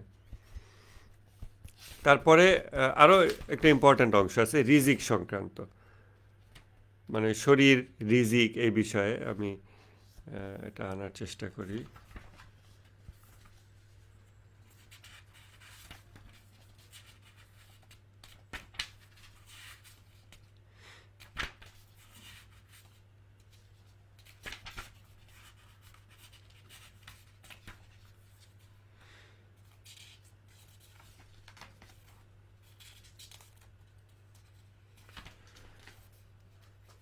একটা সুন্দর বাক্য আছে, হে আল্লাহ আমাকে পরিয়ে দাও পর্যাপ্ততার মুকুট। হ্যাঁ, মানে অল্পে তুষ্টি, পর্যাপ্ত, ইনাফ আমার জন্য। এইটা হলো একটা মুকুটের মতো। আর যার অনেক চাহিদা, সে আসলে দাসের মতো, সে চাহিদা ফুলফিল করতে ছুটতেছে ছুটতেছে, হাজারো চাহিদা। অল্প চাহিদাতে যে তৃপ্ত, সে মুক্ত থাকে। তারপর রিজিক বিষয়ে, যে আমার রিজিককে সুরক্ষিত করো ধ্বংসের হাত থেকে, আমাকে ঠেকাও অপচয় করা থেকে। তারপর আরও কিছু লাইন আছে, আমি সেটা নিয়ে আসতেছি। এই যে যেটা আনতে চেয়েছি, আল্লাহুম্মা সাল্লি আলা মুহাম্মাদ ওয়া আলে মুহাম্মাদ, এবং আমাকে রেহাই দাও উপার্জন করার বোঝা থেকে, এবং আমাকে রিজিক দাও অফুরন্ত, যেন রিজিক সন্ধানের কারণে আমি তোমার ইবাদতে অমনোযোগী না হই এবং উপার্জনের বোঝার খারাপ পরিণতি ভোগ না করি। এই যে আনলিমিটেড রিজিক চাচ্ছে কেন? যেন রিজিকের পিছনে ওই যে জাওসান সাগিরে আবার বলা হচ্ছে যে আমার শত্রুকে আল্লাহ মশগুল করে দেয় তার দেহের বিষয় এবং তার রিজিকের ব্যাপারে। আর আমি দোয়া মাকারিমুল আখলাকে আমার নিজের জন্য কি চাচ্ছি, যে আমার উন্নত আখলাক কিভাবে হবে যখন আমাকে আল্লাহ আনলিমিটেড রিজিক দেবে কিন্তু উপার্জনের বোঝা মুক্ত করবে আমাকে। এর মানে না যে ফ্রি ফ্রি আসমান থেকে আসবে, কিন্তু এমনভাবে আমার রিজিক আল্লাহ ব্যবস্থা করে দেবে যেখানে অনেক রিজিক থাকবে, কিন্তু এটা আমার 24 ঘন্টাকে খেয়ে দেবে না। আমি ইবাদতের পিছনে অনেক সময় ব্যয় করতে পারবো। এবং জোহদের অবসর চাওয়া হয়েছে এই দোয়া মাকারিমুল আখলাকি। আমাকে দান করো দুনিয়া বিমুখতার জন্য অবসর। জোহদের অবসর চাওয়া হয়েছে, সুযোগ চাওয়া হয়েছে, যে আমরা মাসে একটা ডিটক্সও করতে পারি না, সপ্তাহে 2 দিন বা একটা দিন একটু এতেকাফের মতো করতে পারি না, কোনো কিছুতেই বছরের পর বছর পার হচ্ছে, খালি ছুটতেছি। জোহদের অবসর নাই। রিজিকের পিছু আল্লাহ রিজিক এবং শরীরের বিষয়ে আমাকে মশগুল করে দিয়েছে এরকম। তো এটা একটা অভিশপ্ত অবস্থা, যখন আমরা রিজিক এবং শরীরের বিষয়ে মশগুল হয়ে যায়, যে যেভাবেই হোক। আনলিমিটেড পয়সা আছে কিন্তু শরীরের বিষয়ে মশগুল, শরীরের বিষয়ে মশগুল এবং টাকার পিছনে মশগুল, যেটাই হোক, যেই মাত্রাই হোক। এটা এমন না যে একেবারে ছেড়ে দিতে হবে, কিন্তু এটার মাত্রা আছে। সহজে মাপতে পারবেন মাওলা আলী আসলাম যেভাবে বলেছেন যে প্রতিদিন সময়কে 3 ভাগে ভাগ করতে, হালাল রিজিকের জন্য, পাপ মুক্ত বিনোদনের জন্য এবং ইবাদতের জন্য। এবং প্রত্যেকটাই আমার সার্বিক কামালতকে হেল্প করতেছে কিনা সেটা যদি আমরা মাপতে পারি, তখন আমরা বুঝতে পারবো যে আমি কি ওই অভিশপ্ত অবস্থায় আছি, মানে রিজিক এবং শরীরের বিষয়ে মশগুল হওয়া। অবশ্যই কিছু না কিছু মনোযোগ তো দিতেই হবে, কিন্তু সেটা কোন মাত্রায়? সেটা কি অভিশপ্ততার মাত্রায় নাকি আল্লাহর সন্তুষ্টির মাত্রায়? এটা আমাদের মেপে দেখতে হবে। তো মোরাকাবাতে আমরা এখানে দেখি যে মানবদেহ সকল দুনিয়া প্রেমের উৎস, সকল দুনিয়া প্রেম যা কিছু আমরা ডিজায়ার করি, সব কিছু, all of these things can be traced back to the human body. মানব দেহের সাথে ব্যাকট্র্যাকিং করতে করতে আপনি কানেকশন খুঁজে পাবেন। এটাই হলো সোর্স অফ ইনটক্সিকেশন। আল্লাহর দিকে পূর্ণ মনোযোগ সম্ভব না হওয়ার কারণও এই বস্তুদেহ। এই জন্য আমরা মোরাকাবাতে ইন্ডাকশনে কিন্তু বলি যে শরীরকে রিল্যাক্স পজিশনে নিয়ে যান এমনি, যেটা কোয়ান্টাম মেথডে মেডিটেশনের গাইডলাইনের সাথে কম বেশি মিল আছে বা অন্যান্যদের সাথেও। মূল বিষয়টা ওটাই যে আমাদের বস্তুদেহ মিনিটে সেকেন্ডে প্রতি নিঃশ্বাস থেকে নিঃশ্বাসে আমাদেরকে এমনভাবে এনগেজ রাখে যে আমরা আল্লাহর দিকে পূর্ণ মনোনিবেশ করতে পারি না। তারপর মোরাকাবা 2 প্রকার, বিচ্ছিন্ন এবং আনুষ্ঠানিক মোরাকাবা, যেটার কথা এভাবে আমরা গাইডলাইন দিয়ে বলি, এবং স্থায়ী এবং সার্বক্ষণিক মোরাকাবা। এই সো মোটামুটি আমরা আজকে থিওরিগুলো রিক্যাপ করলাম, মোরাকাবার জিনিসগুলো বললাম। যেই নোটটা এখন স্ক্রিন শেয়ারে দিয়েছি, আশা করি এটা আপনারা প্রিন্ট আউট রাখবেন, মোবাইলে রাখবেন। তাহলে ঠিক আছে, আমাদের 10টা বেজে গেছে, আমাদের ফেসবুকে আর কোনো কমেন্ট নাই। আর আপনাদের কোনো কমেন্ট আছে কিনা? না হলে আমরা এখন ক্লাসটা শেষ করব।